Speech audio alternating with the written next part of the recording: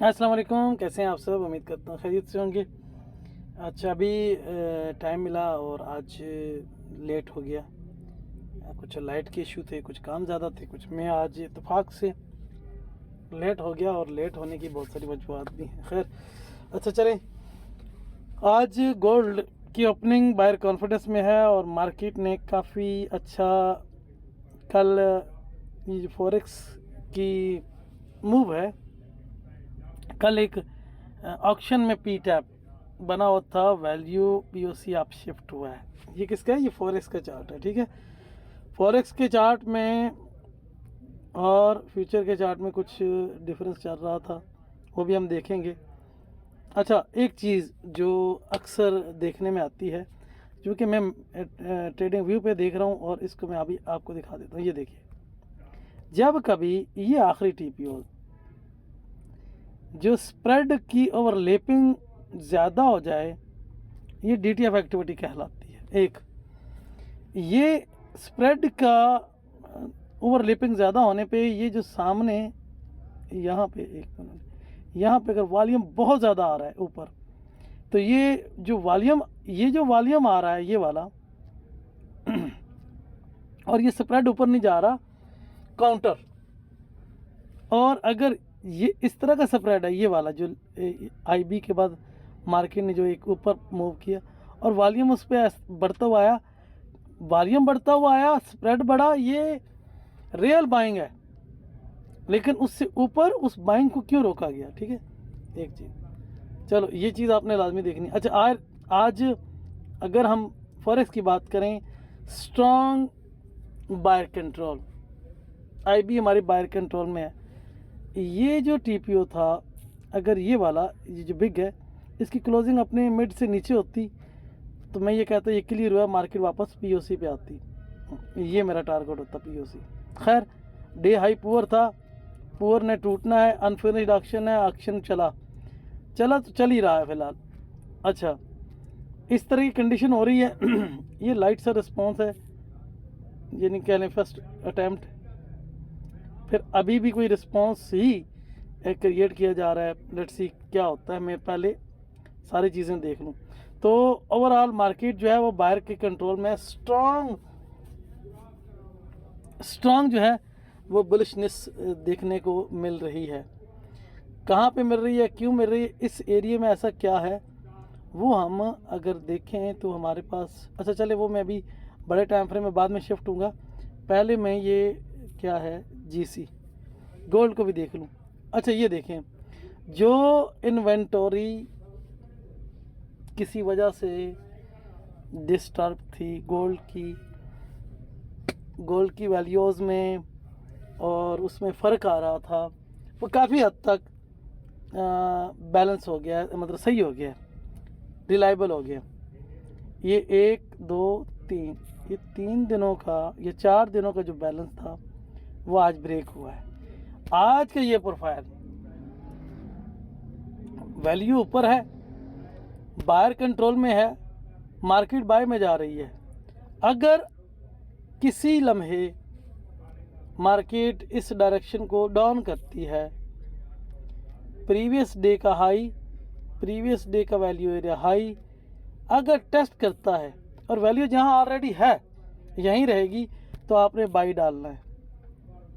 और अगर ये वैल्यू यहीं रहती है और प्राइस जो है ऊपर चली जाती है और ऊपर कोई आपको सेम लाइक दिस, ये वाला जो पिन बार है,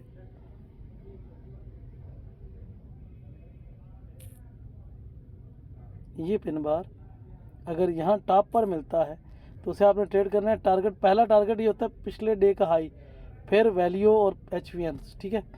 अच्छा, ये कौन सा है? ये है हमारा जीसी फ्यूचर में और फॉरेक्स में पिछले 1-2 दिनों से कुछ चीज़ें मैच नहीं कर रही थी, वैल्यू बेस कह लें, ये किसी सेंटीमेंट की वजह से। अच्छा चलें, वीक में हमारी वैल्यू हायर शिफ्ट है, ओवरलैपिंग हायर है, किससे? पिछले वीक से। अच्छा, यहाँ एक चीज़ देखें ना, मार्केट बायर कंट्रोल में थी, बाय से जब सेल में आई, पिछली वैल्यू से हमने बाय किया। सेम यही सीन आज अगर डे में हो, मार्केट वापस आए तो हम उसे फिर से बाय में डालेंगे, क्योंकि अभी तक वैल्यूज़ ने कोई सिग्नल क्रिएट नहीं किया, ओवरलैप हायर हो रही है। अच्छा, यहाँ भी मैं इसको देख लूँ, क्या नाम है, फॉरेक्स को देख लूँ वीक में भी, यहाँ पर भी वही सीन है। यहाँ पर एक चीज़ जो बड़ी क्लियर कट बता रही है, ये देखिए, इन दो का सिग्नल तो बाई का है, ठीक है, दो वैल्यू का सिग्नल बाई का है फॉरेक्स में, वीकली में, लेकिन प्राइस इस वक्त बहुत दूर है, वैल्यू बहुत नीचे है। होना तो ये चाहिए कि वैल्यू यहाँ तक होती, इस एरिया में। तो ये एक बार मार्केट ने रिविजिट करना है, याद रखो। रिविजिट के लिए पहला टारगेट इसका ये वाला एरिया है, जो कल के डे का हाई का कह लो, ये रिविजिट होगा।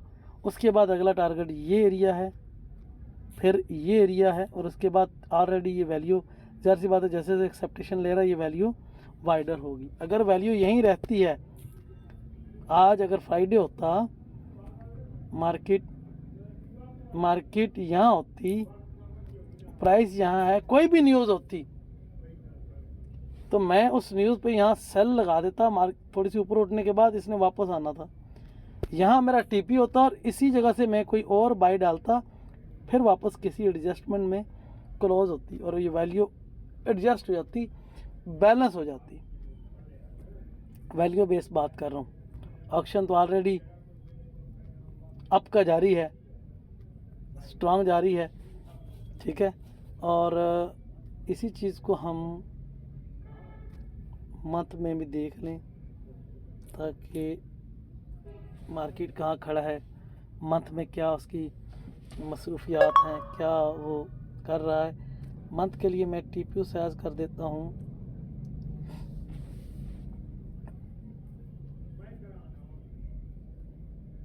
अच्छा, मंथ में मार्केट जो है ना वैल्यू से बहुत बाहर है। एक करेक्शन, एक टेस्ट इसका ड्यू है, कहाँ होगा, कौन सा एरिया होगा, 2693 लिख लें इस वीक, अगले वीक, जब तक ये वैल्यू ऊपर नहीं जाती। अगर वैल्यू ऊपर जाती है फिर तो है, लेकिन अभी की घड़ी मुझे नहीं लग रहा कि वैल्यू ऊपर जाने में इंटरेस्टेड है। अच्छा, कुछ चीज़ें चल रही हैं बैक में, वो हम बाद में डिस्कस करेंगे। तो मंथली में ये है फॉरेक्स, और हम इसको फ्यूचर में देख लें। फ्यूचर में मंथ में क्या है, फ्यूचर में मार्केट जो है अपनी वैल्यू से बाहर है, अपनी वैल्यू से अच्छी खासी बाहर है। तो इसका वही टारगेट कि पहली बार ये आएगी फ्यूचर की प्राइस में 2716 पे, और पीओसी इसका इधर है, तो एक दफ़ा ये 2680। अच्छा, ये 2680 का 2650 का पिछले वीक में मैं कोई टारगेट कर रहा था, वो एरिया 2677 तक आया था, मैंने वहाँ 2661 का कहा था और 2677 तक मार्केट आई थी। खैर, अभी की घड़ी मार्केट जो है अपने हाइज़ के बिल्कुल पीछे, कुछ डाटा ही नहीं आ रहा, बड़े तगड़े सेलिंग जोन में आ चुकी है। अच्छा, ये H4 का है, मैं इसको थोड़ा सा ना बढ़ा देता हूँ टाइम फ्रेम, ताकि मुझे वो देखने में आसानी हो, मार्केट देखने में आसानी हो।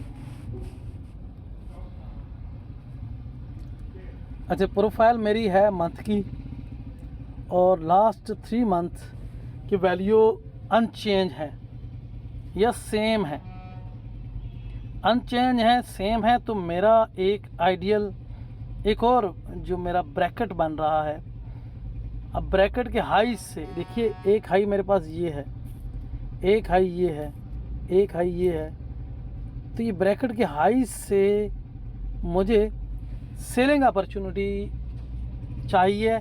सेलिंग अपॉर्चुनिटी यहाँ पर एक एक जो कैंडल है वो एक एक दिन की है।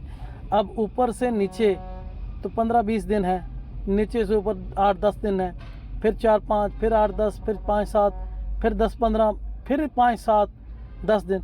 तो यहाँ हमें एक अभी बाइंग है, बाइंग कहाँ तक जा सकती है हमारी, ये जो लाइन है ये 2793, पुअर है, हाई। अच्छा, अब यहाँ से ऊपर अगर हम सेल में आएंगे तो मार्केट को पीपीओसीज के साथ जाना चाहिए। पीपीओसीज के साथ जाएगी तो मैं कहूँगा कि टू लॉन्ग है। टू लॉन्ग तो ऑलरेडी है ही है मार्केट, अगर पीपीओसीज के साथ जाएगी। लेकिन एक और बात है, ओवर द वैल्यू। अब ओवर वैल्यू के लिए मैंने क्या कहा था, ओवर वैल्यू के लिए मुझे जाना पड़ेगा इसको वीकली में देखना कि वीकली में ओवर वैल्यू है या नहीं। मार्केट वीकली में, हाँ ये है वीकली, और वीकली में मार्केट की वैल्यू एरिया लो, पीओसी और एचपीएन ऊपर है। तो यहाँ अगर हम छोटे टाइम फ्रेम में देखते हैं तो वहाँ हमें थोड़े से क्लू मिलते हैं कि मार्केट अभी की घड़ी क्या कर रही है, कुछ वैल्यू से रिलेशन जो है उसका बिगड़ा हुआ है। जब वैल्यू से रिलेशन बिगड़ा हुआ है तो वो एडजस्टमेंट होता है। ये वाला जो आज का दिन है वो पूरे का पूरा बजाय इस हाई से, ये एग्जॉशन है, इस हाई से वापस वैल्यू में आने के बजाय मज़ीद अप जा रही है।